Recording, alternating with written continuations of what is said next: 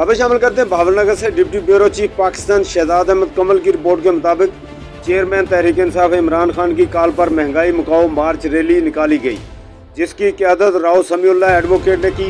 Rally Rao मुजाहिद चौक से शुरू हुई। राव समीउल्लाह का कहना था कि 1 महीने के अंदर 3 दफ़ा पेट्रोल की कीमत बढ़ाकर इस हुकूमत ने गरीब का जीना मुश्किल कर दिया। सुल्तान अवान का भी कहना था कि महंगाई की सताई हुई अवाम अब कहाँ जाए, लोग खुदकशी करने पर मजबूर हो गए हैं।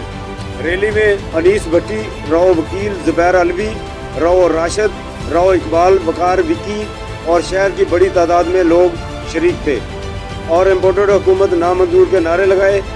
इमरान खान की तकरीर सुनने के लिए बड़ी स्क्रीन भी लगाई गई थी।